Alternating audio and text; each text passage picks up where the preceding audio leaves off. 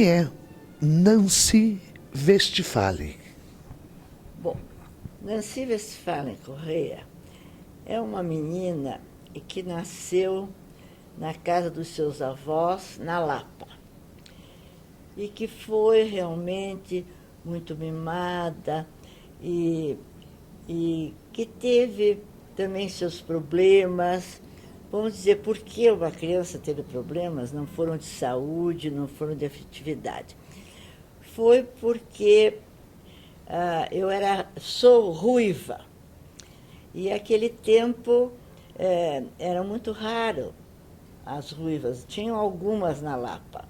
E então as pessoas, uma ocasião, por exemplo, era muito pequena, mas eu lembro, eu tinha menos de 4 anos. Uma pessoa me olhou e disse para minha mãe: que bom, ela está melhorando.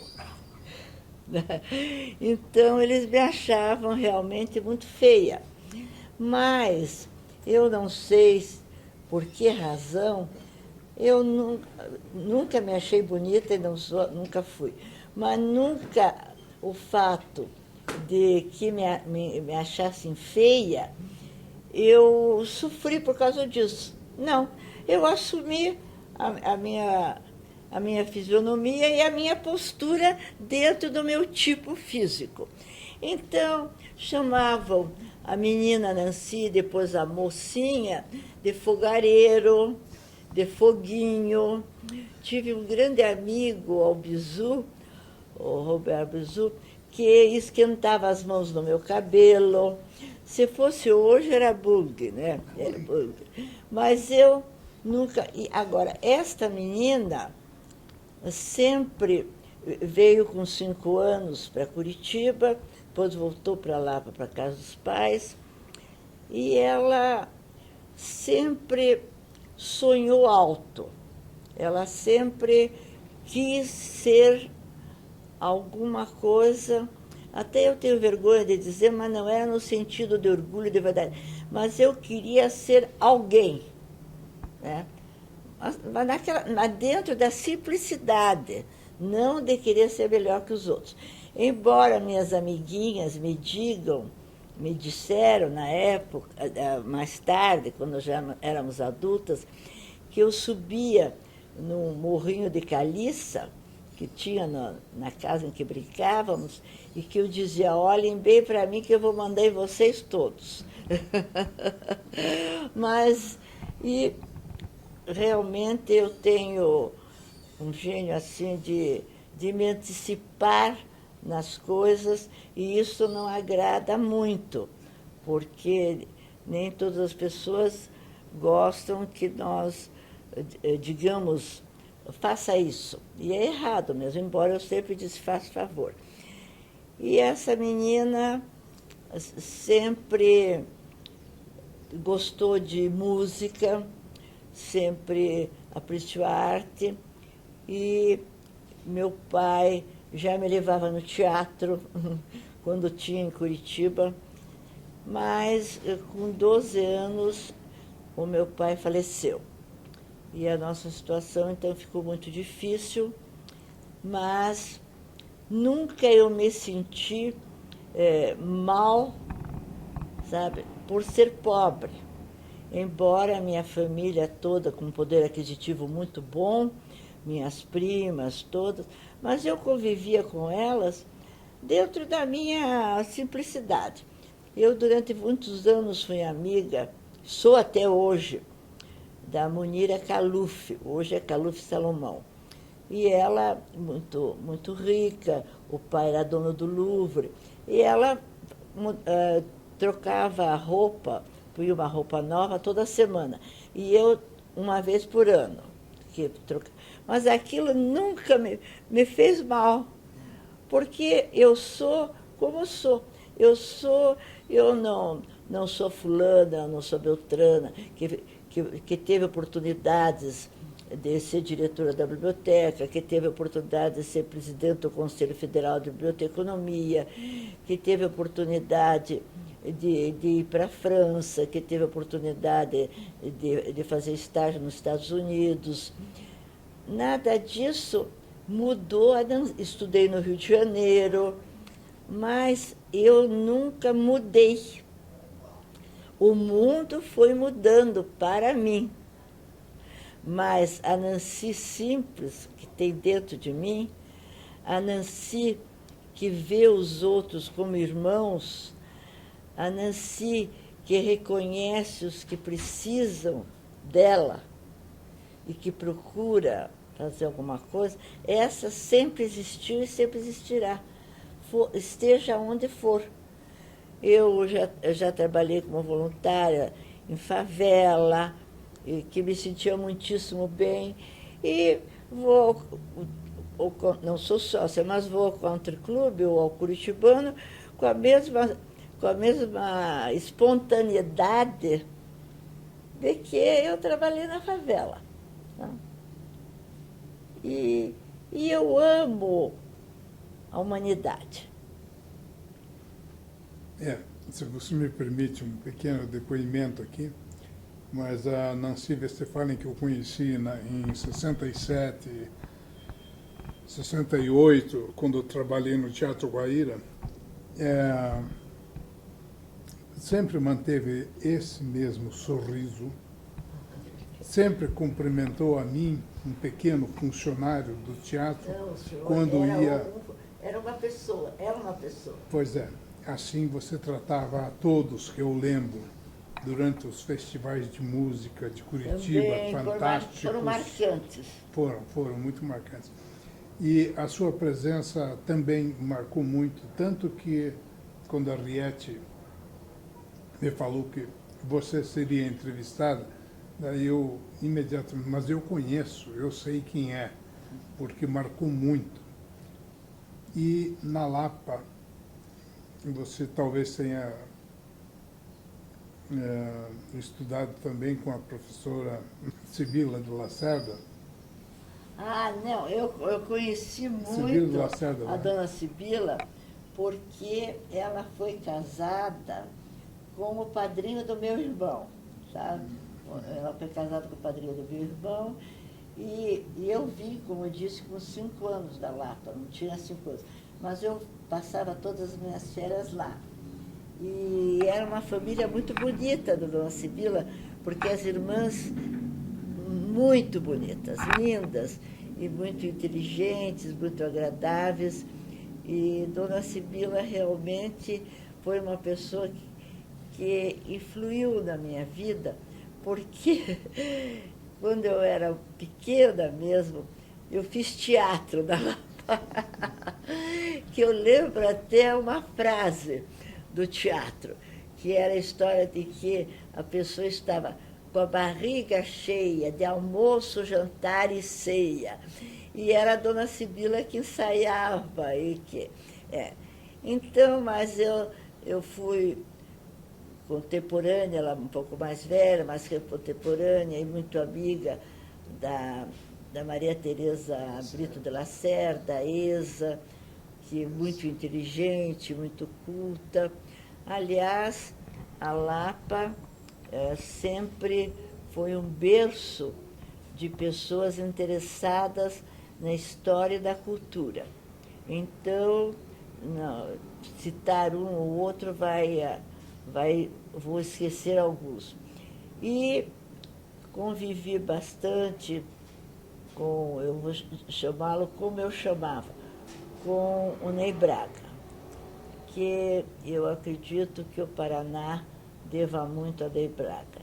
E convivi mais ainda com Flávio Suplicy de Lacerda, que foi amigo de infância do meu pai, da minha mãe, e o Dr. Flávio foi muito meu amigo, me deu muitas oportunidades, eu sou muito grata a ele, sempre me tratou com carinho, tanto que tinha uma pessoa lá que não era sobrinha dele e que eu chamava de tio.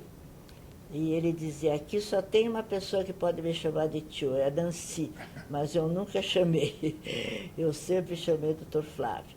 Então eu tive e depois a minha mãe é Ferreira do Amaral.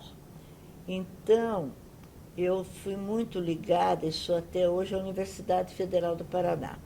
E vou contar um caso que eu acho importantíssimo na nossa vida, porque Vitor Ferreira do Amaral, meu tio-avô, ele foi um dos fundadores, foi a cabeça da fundação da Universidade da Federal da Universidade do Paraná.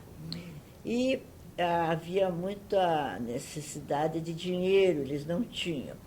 E a minha avó era a irmã mais ligada a ele, porque eles eram em 3 irmãos, mas pela idade era uma irmã mais velha, que foi para o interior quando casou, ele e depois a minha avó, que casou com o Westphalen.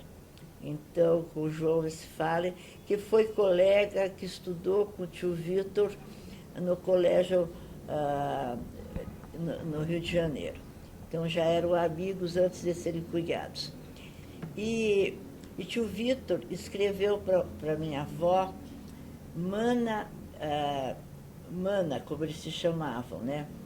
A universidade, descreveu a situação da universidade e pediu se ela podia comprar ações da universidade.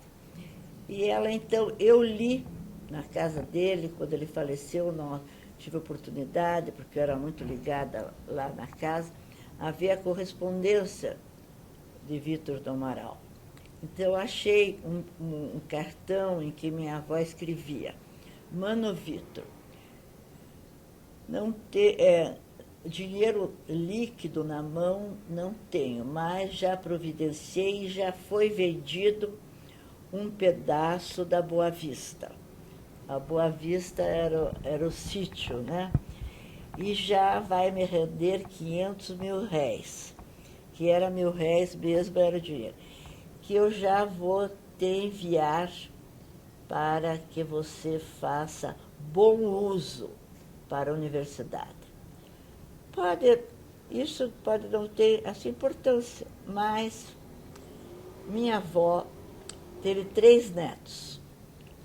E esses 3 netos estudaram na Universidade do Paraná, meu irmão, medicina, eu, biblioteconomia, e a minha prima, biblioteconomia.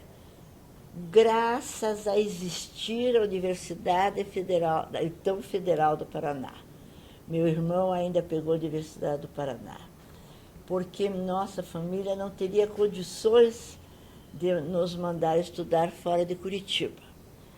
E então foram os R$ 500 mais bem empregados da nossa. Foi a herança que minha avó Ferreira do Amaral Westphalen deixou para os netos. Isso na minha vida é muito importante, porque eu tenho muitos defeitos, reconheço, mas eu não sou ingrata.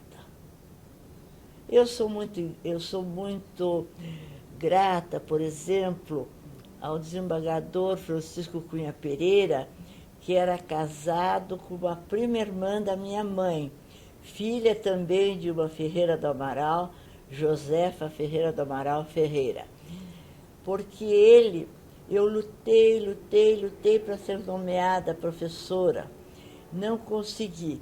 Ele, numa telefonema, telefonou para eu: Nancy, você está se formando, você já quer trabalhar? Sim, é claro, Cunha. E nunca eu esqueci. Tanto que no dia que eu me aposentei, eu mandei umas flores para a família para agradecer, porque foram... Essa é a Nancy, sabe?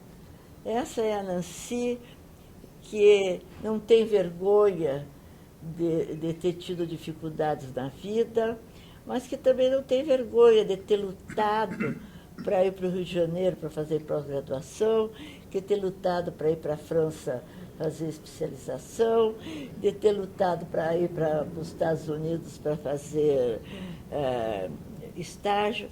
E depois, um recado que eu mando a todas as pessoas lutadoras. Primeiro, nós vamos atrás, mostramos serviço, e depois as pessoas vêm atrás. E isso é importantíssimo para nós. E veja a importância de um relato desse na história do Paraná.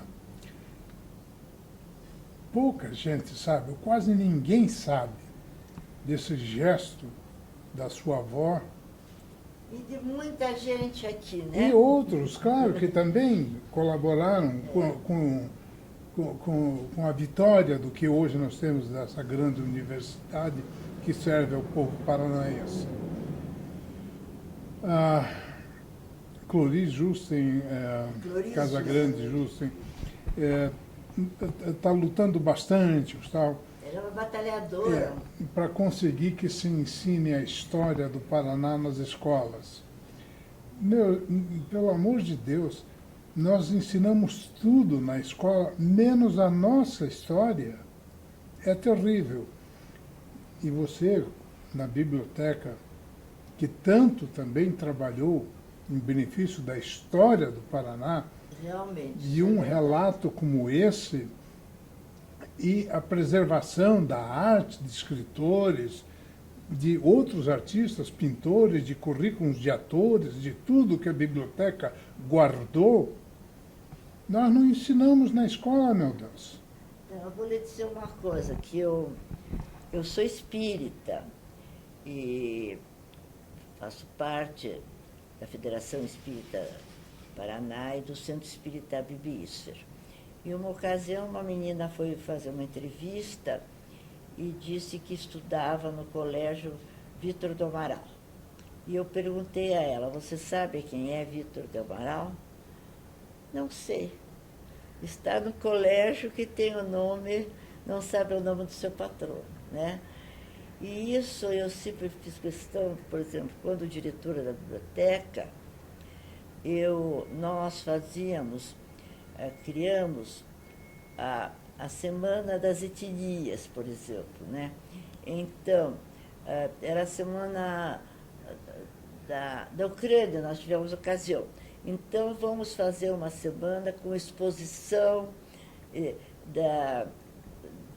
dos trabalhos, das pinturas ucranianas. É bibliotecária, estava começando a tocar piano, Larissa foi tocar piano porque era ucraniana. Depois a semana polonesa, a semana holandesa, a semana belga, a semana japonesa.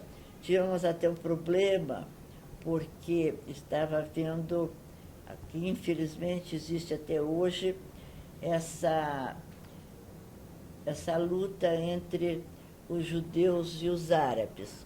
E nessa ocasião,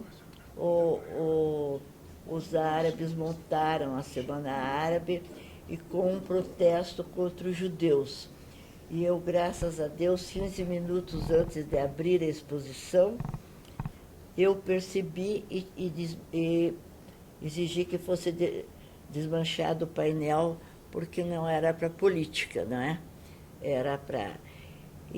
Mas voltando só rapidamente à universidade, essa mesma universidade eu fui professora há 30 anos.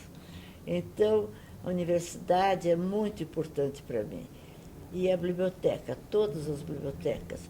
Agora, a biblioteca pública, que eu já tive a ocasião de contar, quando nós estávamos no colégio estadual com o acervo, para nos mudarmos para a biblioteca pública, foram convocados os presidiários para fazer a mudança. Aí eles trabalharam um dia e disseram que não viriam no outro, porque aquilo não era serviço para presidiário, era muito pesado. Carregar livros, subir escada em maca de pedreiro com os livros. E aí então chamaram os bombeiros.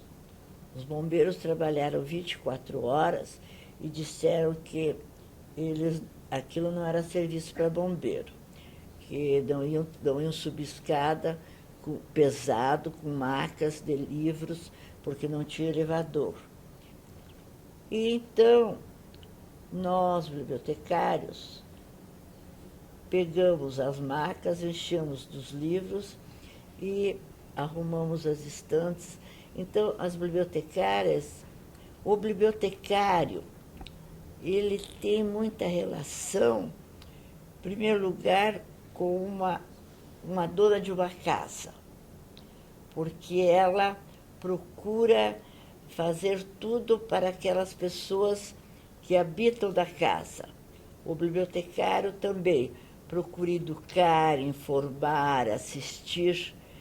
E no dia seguinte tem que fazer exatamente a mesma coisa.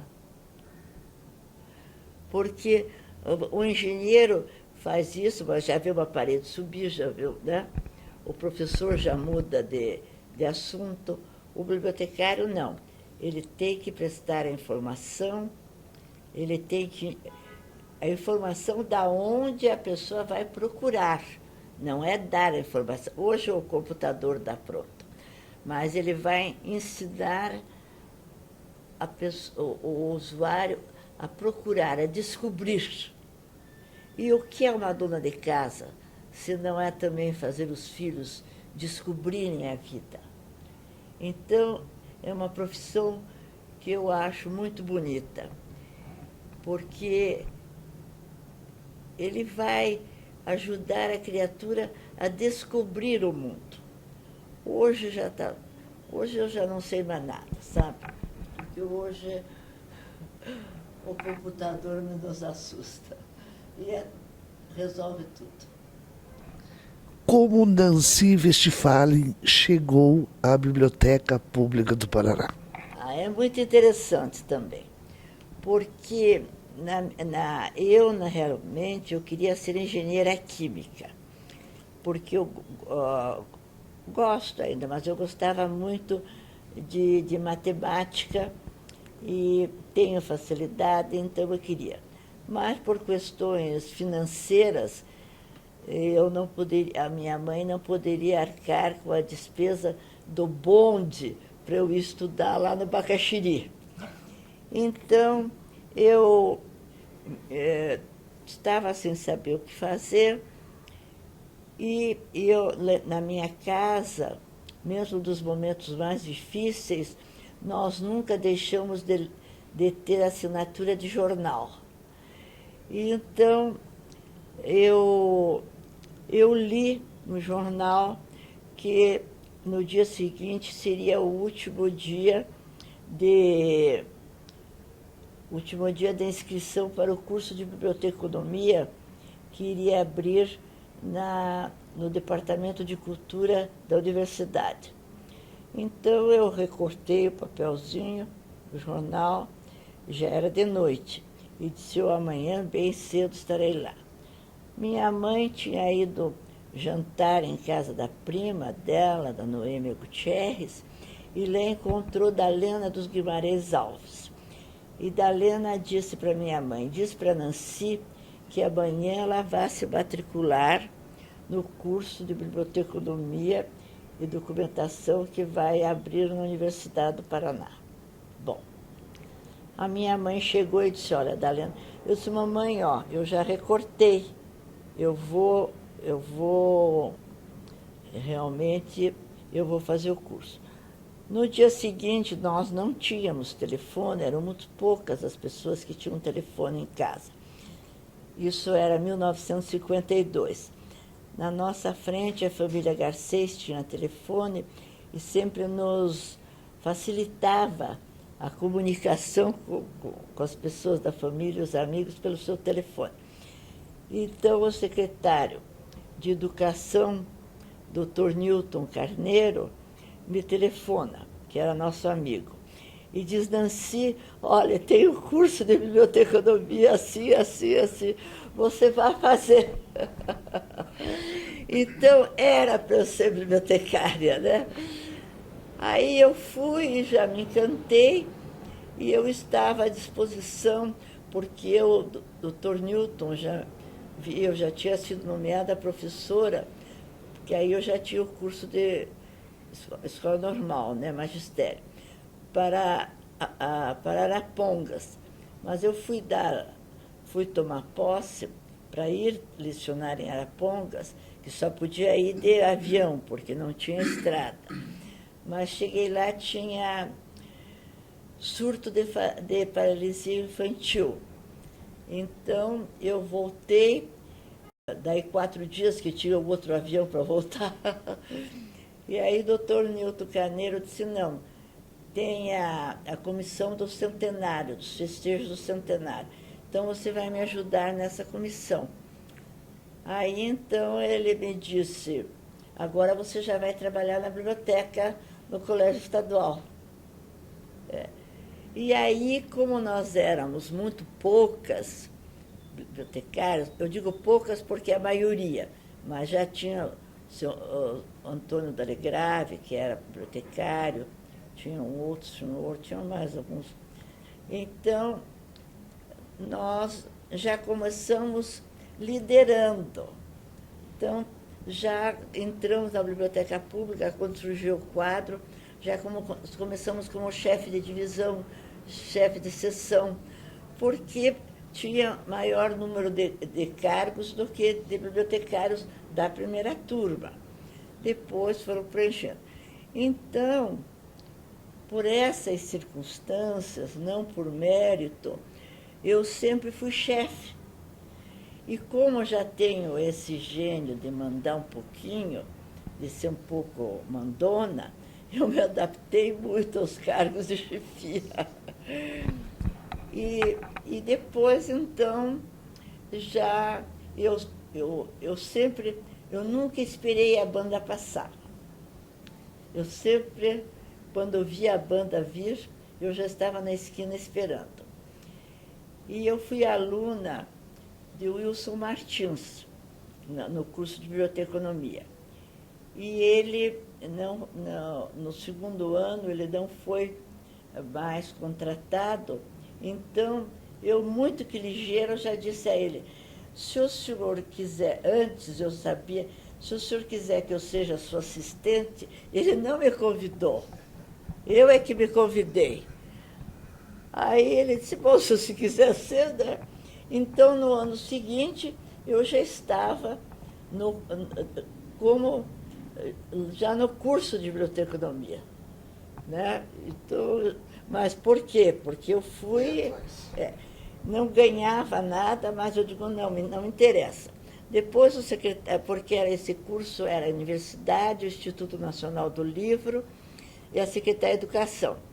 Aí, também, uma pessoa muito atenciosa lá, o professor soube, o secretário, que eu estava dando aula de graça, ele me chamou, não, você trabalha, então eu vou te dar umas aulas extras, porque eu ainda era professora, né? E depois, então, foi criado o quadro, e a biblioteconomia, para mim, foi muito importante. Nós fundamos a Associação Paranaense de Bibliotecários, e depois eu já fui do segundo Conselho Federal de Biblioteconomia, eu já fui membro do Conselho, e depois eu fui presidente do Conselho Federal de Biblioteconomia. E foi muito difícil, mas foi muito bom, porque eu tive a oportunidade de conviver com os meus colegas do Brasil inteiro. E é uma profissão que ela é muito, como eu disse, de dona de casa, mas ela também é muito sacerdócio, porque nós temos que aprender a dividir, e eu fiz da biblioteconomia realmente um sacerdócio. E aí fui 30 anos professora na universidade, fiz parte de vários comitês no Rio de Janeiro, e, enfim, como quem tem um olho em terra de cego é rei, foi esse o meu sucesso, foi porque eu não tinha muita concorrente. Nancy, que ano você ingressou na biblioteca como diretora? Você foi convidada por quem? É o seguinte, foi cargo político, né? Sabe que é cargo político. E o conselho, quando foi criado o Conselho Federal de Biblioteconomia, foi criado primeiro a lei que instituía o cargo de bibliotecário. E essa lei, então, é bem clara que nenhum órgão público pode ter uma biblioteca sem ter um bibliotecário e ter como direção um bibliotecário. Mas os governos não...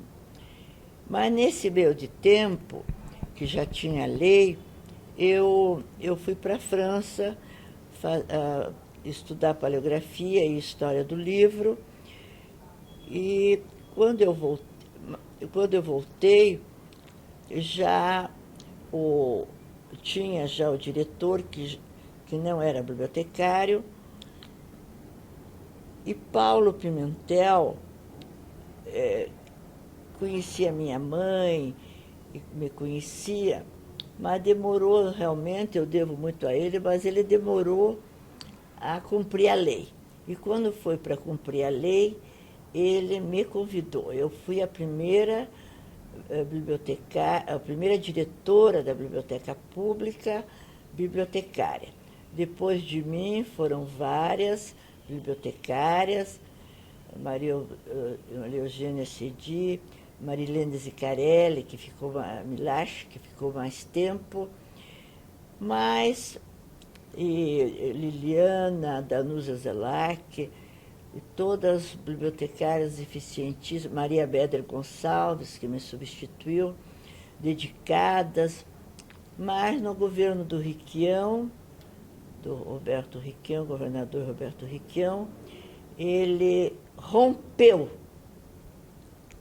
essa lei e nomeou uma jornalista, que fez, por sinal, uma reforma na biblioteca.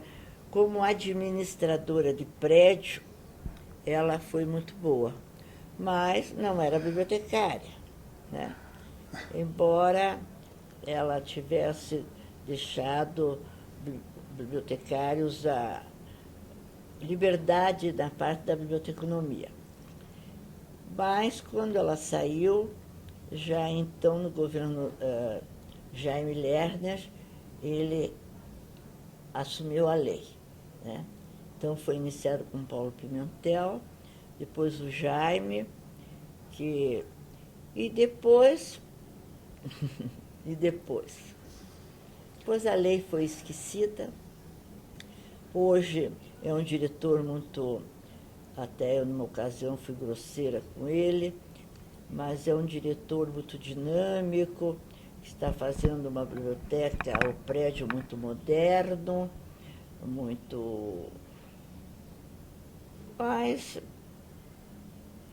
é um hospital, é uma UTI sem um médico dirigindo. Isso me dói muito, que nós batalhamos muito pela lei, sabe? E é uma conquista, né? Nancy, então foi daí que surgiu a bibliotecária Nancy. Então, a gente gostaria muito de saber o que você consideraria relevante durante a tua gestão, implantação de algum programa, de formas de atendimento, de abertura da biblioteca mais para o público. Eu lembro, eu frequentava a biblioteca também. Né? Nós procuramos ampliar o horário, foi uma das coisas que nós fizemos, uma das iniciativas, e também conscientizar. Isto, desde que eu assumi, eu procurei conscientizar, não os bibliotecários, porque esses eles tinham, com raras exceções, essa conscientização de que se nós tínhamos o emprego, é porque tinha o usuário. Isto que eu ainda, em todas as classes, em todas as profissões, e eu então dizia muito, vocês têm que tratar muito bem o usuário, porque nós só temos esse emprego porque tem o usuário. Então, não podemos medir sacrifícios até, porque o usuário precisa de nós e nós precisamos dele. É isso que nós não nos conscientizamos, que o paciente precisa do médico, mas o médico precisa do paciente. Nós precisamos de engenheiros, mas os engenheiros precisam do povo que os utilize. Né? Nós precisamos do contador, mas se nós não apresentarmos o nosso imposto e as nossas, afinal, a nossa parte de contabilidade nas empresas. E é isso, então, nós temos que amar a nossa profissão. E se não, olha, o senhor sabe, eu fui 30 anos professora na Universidade Federal do Paraná. E eu dizia para os meus alunos no primeiro dia de aula: vocês tenham coragem suficiente de que, se não é isso que vocês querem, vão atrás de outro vestibular e vão fazer o que quiserem. Porque nós temos que amar a nossa profissão. Eu, por exemplo, vou lhe dizer sinceramente, o sábado, depois das 5 horas, que fechava a biblioteca, até segunda-feira, eu ficava ansiosa para voltar para a biblioteca. Depois eu criei na Universidade Federal do Paraná o Centro de Bibliografia e Documentação, que o doutor Flávio que pediu que eu criasse, e que hoje é a Biblioteca Central da Universidade. Também eu dizia para os professores: nós temos aqui um catálogo coletivo, nós temos a informação pronta, vocês não precisam ficar horas procurando uma informação quando tem alguém para fazer. Nós temos uma passagem muito interessante dentro da biblioteconomia e dentro da universidade. Dr. Israel Katz, que é um grande pediatra, ele estava chegando do exterior para trabalhar no Hospital das Clínicas. E lá ele encontrou um caso, ele foi, nos procurou, ele disse que não lembra. Nos procurou e disse: olha, tem uma criança doente e eu sei que só tem 2 casos publicados a respeito dessa doença. E ou vocês arranjam uma forma de eu chegar a essa literatura, ou a criança morre. E Susana Castilho, que depois foi também bibliotecária do Hospital de Clínicas, nós ficamos trabalhando procura, porque nós tínhamos o catálogo coletivo das bibliotecas da universidade e de relação com a da cidade. E nós descobrimos que na biblioteca da Associação Médica tinha um artigo. E conseguimos que abrisse a biblioteca, e o artigo era em russo. E nós sabíamos que o doutor tinha um médico, que agora não lembro o nome dele, me fugiu, que era meu gastro, que ele sabia russo. Então, nós fomos atrás dele, pedimos para ele, me emociona, sabe? Para ele traduzir, e às 11 horas da noite nós entregamos para o Dr. Katz um artigo e que ele salvou a criança. Essa é a bibliotecária, essa é o bibliotecário. Que hoje diz: não, vai no computador, tem tudo. Então, eu sou de uma geração que a biblioteconomia hoje é outra.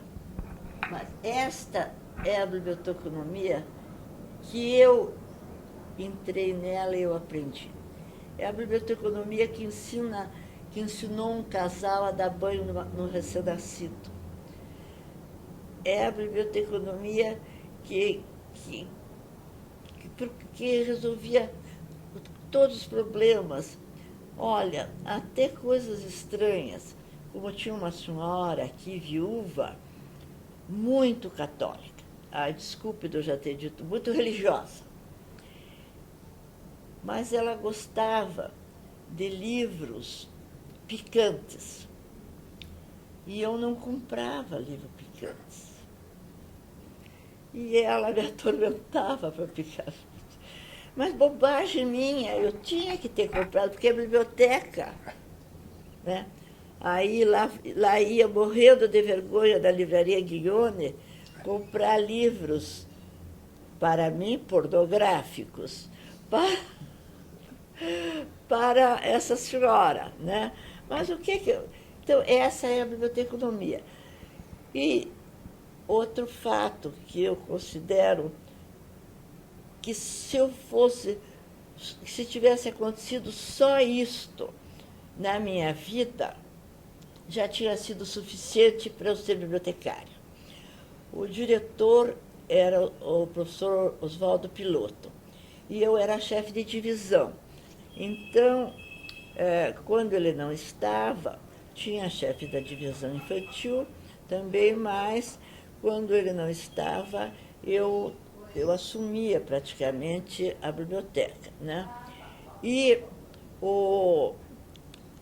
nós estávamos lá num sábado, que ele não costumava ir, quando vem alguém e me diz assim, olha, vem vindo um piquete enorme de estudantes e eles vêm vindo aqui para a biblioteca. Então você fecha a biblioteca. Eu disse, de jeito nenhum, como é que eu vou fechar a biblioteca, que a porta é de vidro?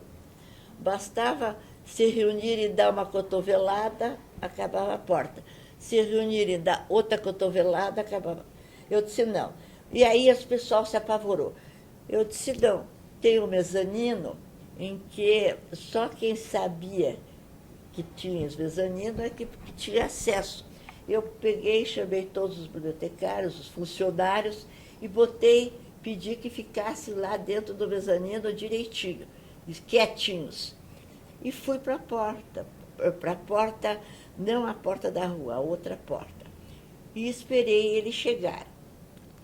Aí chegaram todos, eu disse, olha, a biblioteca é um órgão público, e sendo público é do povo, e nós somos povo. Vocês vão entrar na biblioteca, mas vocês têm que respeitar o regulamento da biblioteca. Vocês têm que cuidar, naquele tempo nós tínhamos muito cuidado com o piso, que é de mármore, se cuidado com o piso para não judiar. Temos uma exposição de porcelana no segundo andar. Vocês podem entrar, consultar, não é, o que vocês quiserem, mas respeitem a biblioteca. Aí eles disseram, o representante, não, nós queremos a chave do auditório.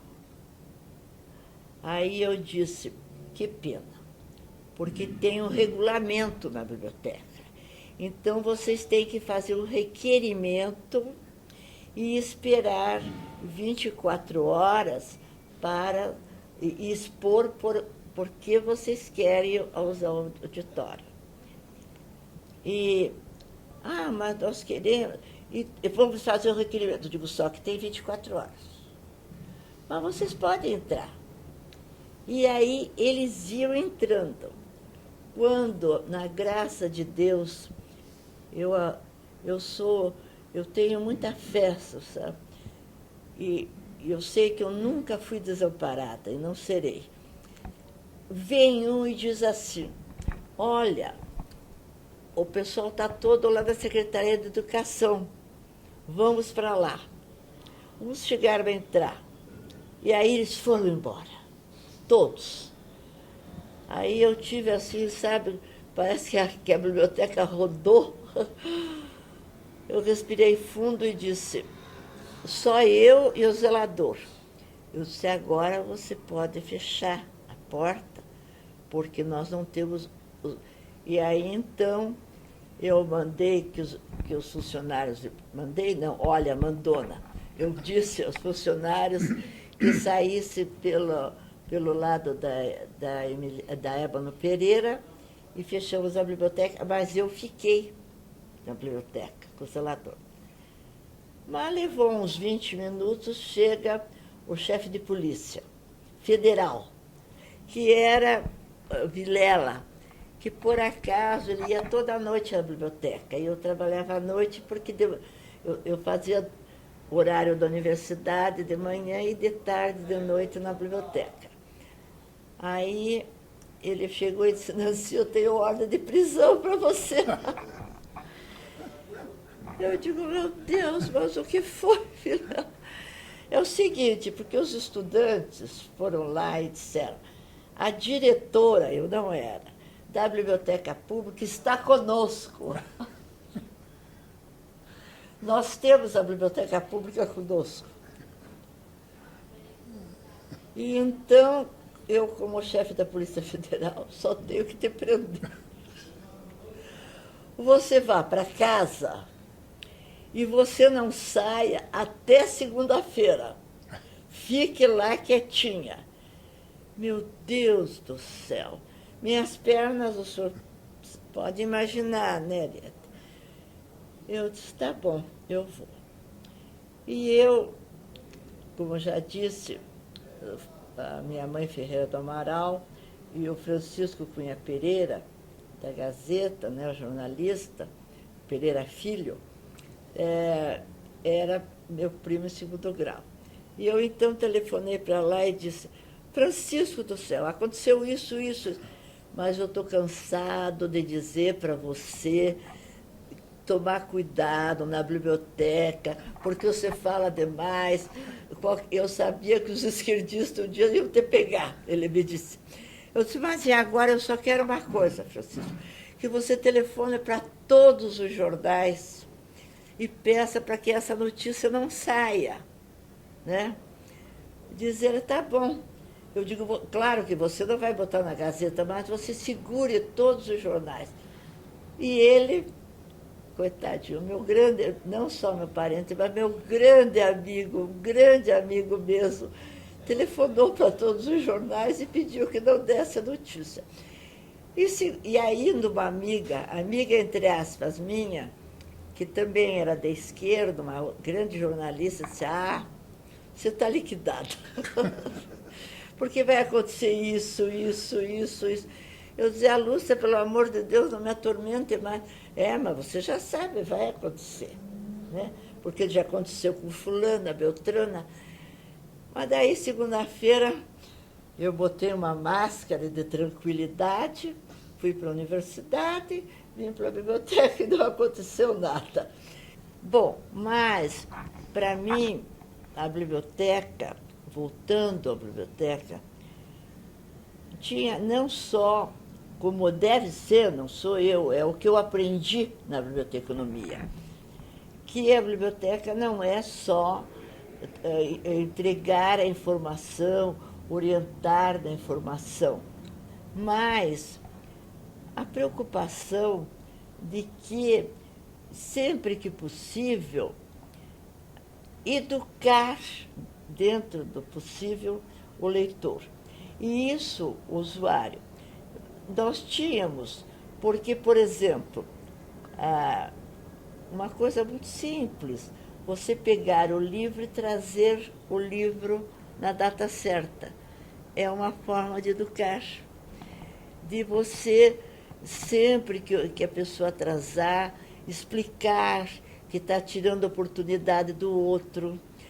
Nós tivemos oportunidade, o Estado, de comprar a biblioteca do Dr. Ostílio Araújo, uma biblioteca não só de conhecimentos gerais, mas de direito, de uma preciosidade. E tinha muitos advogados aqui que sabiam que essa biblioteca tinha essa preciosidade. Então, um escritório de um grande advogado aqui foi lá e emprestou alguns livros. E depois levamos anos para que conseguisse entregar. Porque, na realidade, eles queriam ter esses livros para eles, né? E eu, com muito jeito, fiquei amiga do do chefe de escritório para poder recolher esses livros. Depois eu também contei uma história, numa das palestras, que um colégio Medianeira pediu um assunto para os meninos. E eles vieram buscar, mas quando eu vi que já tinha mais de um que queria o livro, nós só tínhamos um livro, era uma pesquisa e só tinha um livro. Então, eu botei na referência, onde os livros só eram para consulta, porque se eu atendo um, eu devo atender 40? Não posso, né? E aí uma senhora da alta sociedade aqui foi lá e me propôs o seguinte, que ela compraria o livro. Ela, não, a senhora faça o preço e eu compro o livro. Aí eu disse, o livro já é seu. Ela pensou que eu ia comprar. Já é do seu filho, seu não, já li, porque ele está à disposição do seu filho aqui. Ele já é seu. Agora, ele não tem preço para nenhum, ele é da Biblioteca Pública do Paraná. Ela ficou meio assim, né?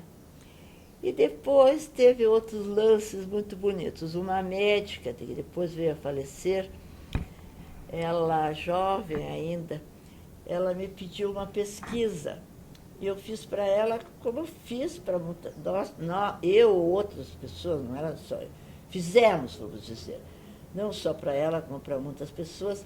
E quando ela veio buscar, ela me trouxe uma caixa de bombom. E eu ainda tive que dividir com os outros, isso que foi o pior, né? Porque aí a minha consciência não permitia que eu levasse os bombons que eram da biblioteca para casa. E outra vez também, uma outra senhora, que ela quis fazer uma exposição na biblioteca, e eu facilitei. Não é que eu falei, eu apenas cumpri o meu dever. Não estou falando que eu fiz. Não, cumpri meu dever. Ajudando. Depois ela me mandou, eu nunca vou esquecer, uma orquídea. E eu gosto muito de flores.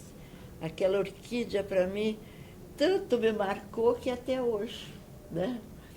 E teve as partes negativas também, como, por exemplo, que foi muito interessante, que no Centro Feminino de Cultura, foi lá um senhor que ele fez parte da polícia e que era chefe dos soldados que cuidavam, porque tem um posto embaixo da escada, da polícia, né? O poeta Paulo Gomes, o poeta das ruas. Aí eu não pude contar para ele isso, né? Eu precisei do guardinha, como nós chamamos, desculpe, seu guarda. Eu precisei do guarda. E a mania de mandar, né, que o senhor já sabe. Eu disse para ele, olha, por favor, mas sempre eu digo, por favor, faça isso. Ele disse, não. O senhor peça para me recolher, porque eu não admito ser mandado por mulher. Aí eu disse para ele, o senhor tem toda a razão, porque o senhor já foi mandado a vida inteira pela mãe, é pela sua mulher, e agora ainda ser mandada por mulher na biblioteca, é muita coisa. O senhor pode ser recolhido. Tinha coisas muito engraçadas. Nancy, pegando esse gancho, inclusive, houve uma fase também da biblioteca em que vocês abrigaram muitos quadros, pintores, artistas paranaenses. Sim. Como foi essa tua convivência com aqueles rebeldes da época, que eram todos, ou praticamente todos, nem todos, obviamente, mas a maioria que a gente conhecia, gostava de beber, de pintar, eles eram esquerdistas porque eram artistas. Exatamente. Somente por isso, sabe? Olha, foi uma época maravilhosa. Uma época maravilhosa. Porque nós não admitíamos, lá dentro da biblioteca, que não tivéssemos sempre uma exposição de um pintor paranaense ou de fora, quando viesse, né? quando fosse possível. Então, sempre nós tínhamos no hall do segundo andar uma exposição. E depois, o que nós tínhamos de importantíssimo na biblioteca era a Centro Juvenil de Artes Plásticas, que hoje é lá na Casa Alfredo Anderson. Então, nós tínhamos exposições de Fernando Calderari, Fernando Veloso, e Jair outros Mendes. tantos nossos amigos que estão por aqui, o Wilson, Jair Mendes. todos eles. Então, do Bini, por exemplo, né? E o General Aragão, e das crianças. Nós fazíamos a exposição do desenho das crianças. E mandamos para a Unesco, uma ocasião, e os desenhos das crianças do professor Viário, que ensinava. Mas era o entrar e sair de pintores. Hoje são os mais famosos do Paraná. E, por exemplo, vários quiseram pintar o meu retrato, eu não quis. E não reclamo, porque depois eu não tenho com quem deixar, né?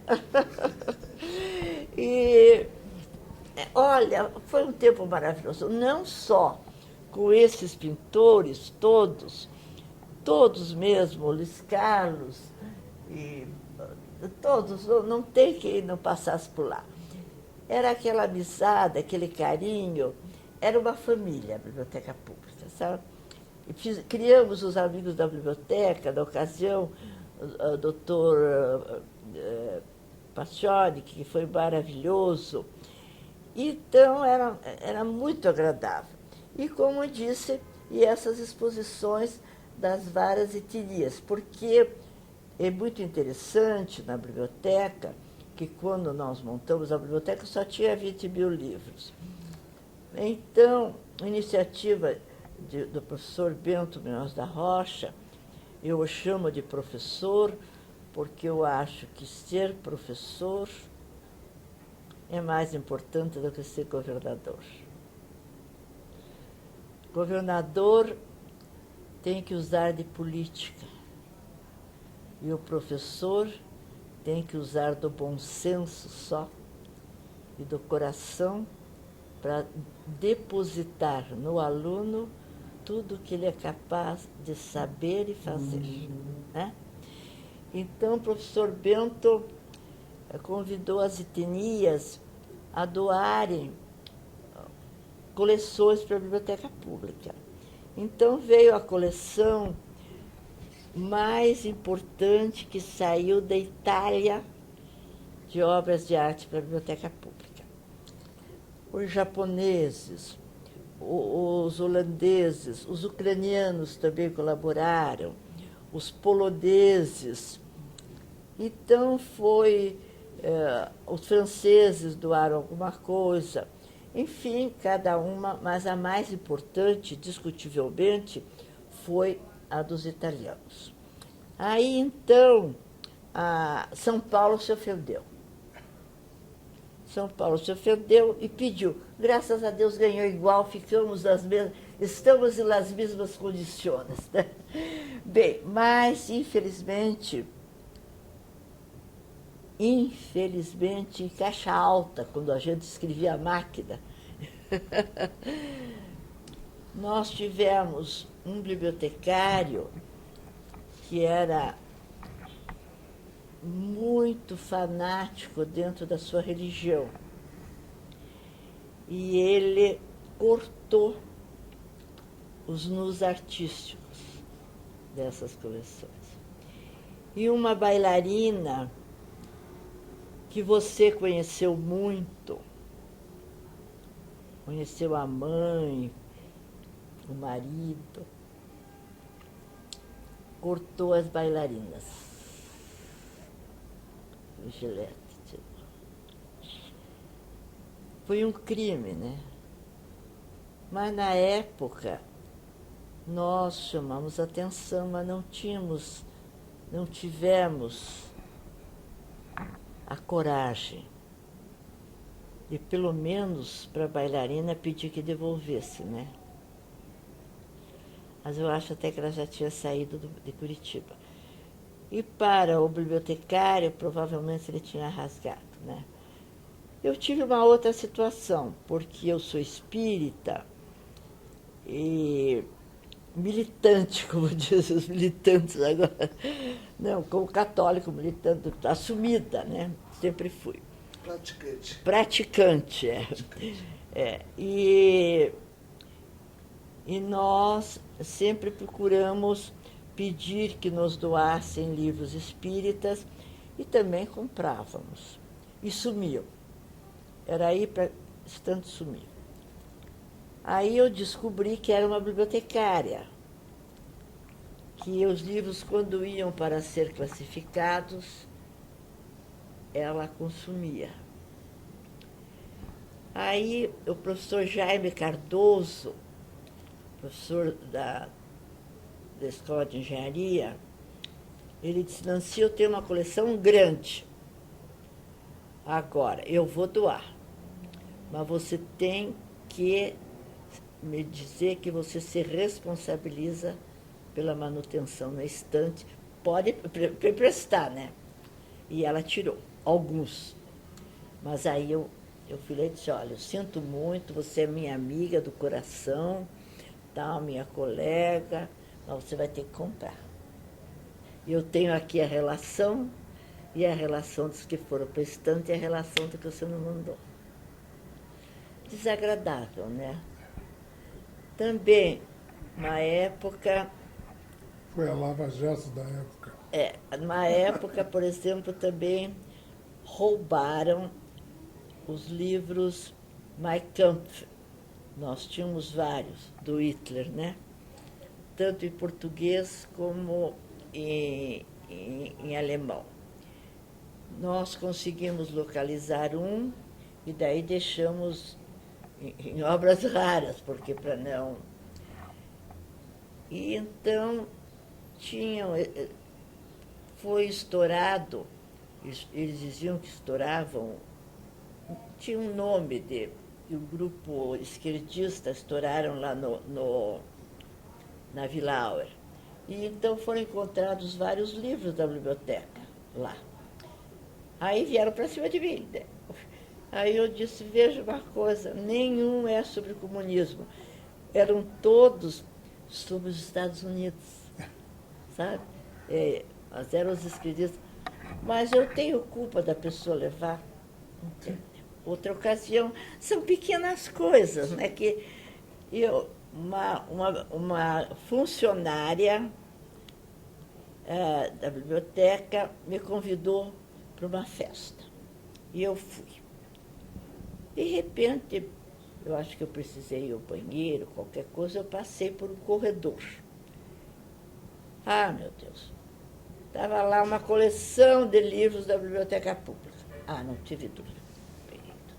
Olha, fulana, você esqueceu de entregar, está aqui, hoje eu vou levar.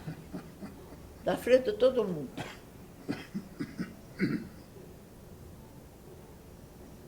Né? São essas coisas, sabe? Mas, olha, foi um tempo maravilhoso, o senhor sabe. Nós também foi criado por ideia do Cândido Martins de Oliveira, que foi um grande secretário, que fez... Nós tínhamos a caravana É Tempo de Cultura, que nós saímos, o teatro ia junto. Foi maravilhoso aquela época. Dança, O balé do teatro, E nós saímos por esse Paraná fora, coisa mais linda. Foi introduzir a cultura do Paraná no norte do Paraná, porque o norte do Paraná não sabia nada do que se passava em Curitiba, porque eles saíam para São Paulo.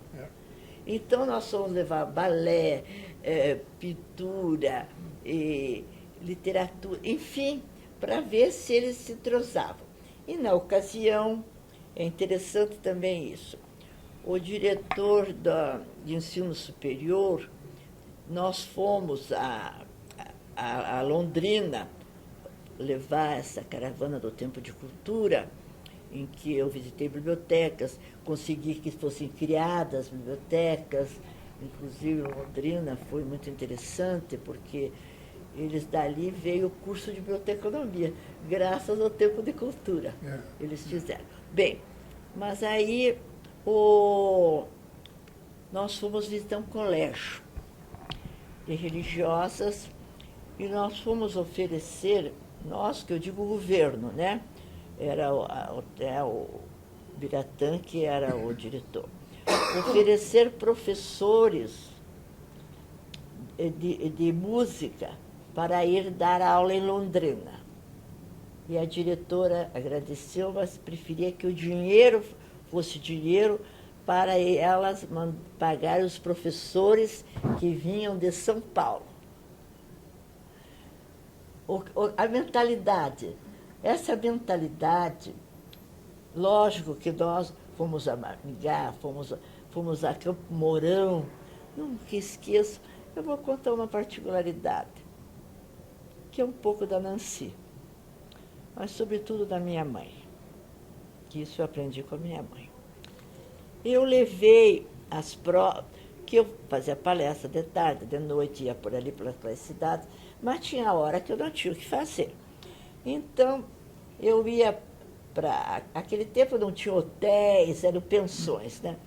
Eu ia lá para a sala do hotel, que era uma pensão, na realidade, e aproveitava para corrigir as provas da faculdade. E que voltaram vermelhas. Porque o pó naquela época. Voltaram vermelhas as provas. Aí, e tinha uma menininha, que ela ficava me rodeando. Então, que a mãe era cozinheira. Ela me disse, pois é, o meu irmão estava fazendo cavaco. Hoje nem sabem o que é cavaco, né? Para poder acender o fogo. E veio um pedacinho da madeira no olho. E ele já está há muitos dias com o olho chorando. E eles aqui dizem que não tem o que fazer. Campo Mourão, aquele tempo, né? Isso foi 1970 e pouco. Campo Mourão hoje, mas não tinha mesmo. E não tinha um recurso. Eu disse não, chamei a mãe e disse, olha, hoje, à noite, vai um grupo que já fez o que tinha que fazer, vai voltar para Curitiba e vai levá-lo para minha casa. E a minha mãe vai resolver isso. E a criança, e daí eu digo, até depois eu vou e devolvo a criança. Era já mocinho, era mocinho. E aí, então, ele veio, minha mãe foi da Secretaria de Saúde, o doutor Segundo, nunca esqueci, porque pelo sobrenome Segundo, né? Doutor Segundo tirou a felpa, um pedaço de madeira do olho do menino, e depois nós colocamos no... Graças ao quê? A biblioteconomia. Graças ao quê? A cultura. O senhor entende como é? É isto que é viver. Não é a pessoa ser o bibliotecário dentro da biblioteca. Pá, né? Você tem que aproveitar as oportunidades de atender os necessitados aonde você estiver. Dentro da biblioteca, tantas pessoas doentes e tudo, que iam lá, nós tivemos a ocasião de conversar, encaminhar, porque por isso que eu digo, é apostolado, que nós devemos fazer da nossa profissão um apostolado. Não é somente do bibliotecário. Eu digo do bibliotecário porque convive com muita gente, e é a minha profissão, né? Mas nós temos que fazer, englobar dentro da nossa profissão o mundo. Englobar o mundo. E, sabe, Foi muito bom ser bibliotecária. É uma dádiva. Foi muito. Tenho a parte. Eu nunca gostei de licionar. E licionei 30 anos. Mas o senhor vai dizer, mas como? Porque eu nunca, sempre procurei motivar. Eu trouxe da França uma coleção de história do livro inteira, em slide. Aquele tempo era slide que se passava, né? Eu trouxe tudo que foi possível. Eu procurava movimentar as aulas e tudo. Mas eu nunca saí de uma sala de aula satisfeita. Porque eu achei sempre que a aula podia ser melhor.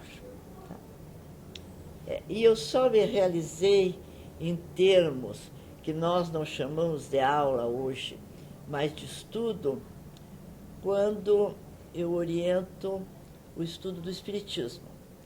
Porque aí eu consigo passar realmente alguma coisa. Eu passei, os alunos dizem que eu fui boa professora, só que muito exigente. Mas eu achei que eu tinha mais para dar. Mas fiz o que pude. Não sei se fiz o que pude. Nós nunca fazemos tudo que nós seríamos capazes. Talvez não se consiga fazer o que a gente queria, né? Exato, é. Porque todos nós ficamos devendo alguma coisa para a gente mesmo. A gente sempre tem traz essa insatisfação, porque as necessidades cada dia maiores, exatamente. e a gente não consegue resolver nada. É muito. E eu tenho uma outra coisa que eu acho também. Uma ocasião, uma pessoa estava muito revoltada com uma outra, porque a pessoa descobriu que não era filha e ficou revoltada contra os pais adotivos. Aí eu disse para a pessoa, você não pode se revoltar, porque você não pode entender, porque você não passou por essa situação. Você pode opinar, mas se você conheceu seus pais, você não pode saber o que passa na cabeça de uma pessoa, embora ela tenha tido, porque ela pode ser... Nós podemos achar que muitas vezes nossos pais foram injustos conosco, né? Assim, de malcriação, de coisa, né? Agora, se depois eu descobrir que ele não é meu pai e que fez aquilo, eu fico revoltada contra ele. Que eu não fiquei com meu pai, porque... Então, nós não podemos julgar. Então, agora eu falei isso porque veio a biblioteca no meio, não foi para fugir. O senhor sabe que as portas da biblioteca são de vidro. Era um sábado à tarde, não tinha mais faxineira. E um rapaz saiu pela porta de vidro, quebrou, né? Se machucou, fez sangue e tal, saiu sangue, sujou ali, que é coisa de vidro. Aí eu pedi para o porteiro, não é nem porteiro, ele é aquele que pega a bolsa ali da biblioteca, e nós chamávamos porteiro. Eu disse, você podia pegar um balde e limpar, varrer aquele? Ele disse, não sou faxineiro. Aí eu fui lá, peguei o balde, limpei, fiz tudo que tinha que fazer, avisei para poder trazer uma porta de madeira, né? Depois eu parei, mas ele tinha toda a razão, porque ele ia se sentir humilhado de fazer aquilo. Agora, eu não tinha do que me humilhar. Ele já se sentia, coitadinho, humilhado de ser porteiro. Então, não tive mérito de buscar o balde d'água, limpava, papá. Não tive mérito que, para mim, aquilo não ia me diminuir nada. Agora, ele, como ele não era feliz por ser porteiro, só porteiro, ele ser faxineiro era abaixo. Então, é isso que nós precisamos entender nas pessoas. As pessoas, às vezes, acham que é desaforo abrir uma porta, mas no entender dele é desaforo, para ele abrir a porta. Então, eu sempre que tenho uma delicadeza, que depois que eu fiquei velha, as pessoas passaram a ser muito delicadas comigo. Acho que foram sempre, mas mais delicadas. Eu sempre parabenizo as mães, sabe? Pode ter qualquer idade, que abre a porta, me ajuda a descer do carro, digo, que eu não conheço, no banco, eu digo, parabéns pela sua mãe que lhe educou e encontrou em você a sensibilidade. Porque pode educar e a pessoa não ter sensibilidade. Qual foi a maior e melhor emoção? Eu fui 30 anos professora na universidade. Toda vez que eu terminava a minha disciplina, eu dizia aos alunos que eu queria demonstrar a grandeza da minha gratidão de ter tido alunos, porque eu só era professora porque tinha alunos. E que então eu desejava, do fundo do meu coração, que os meus alunos encontrassem as alegrias que eu encontrei na profissão de bibliotecário. E essa mensagem gostaria de ter 1000 bocas para dizer, milhões de bocas, para dizer ao ouvido de todo profissional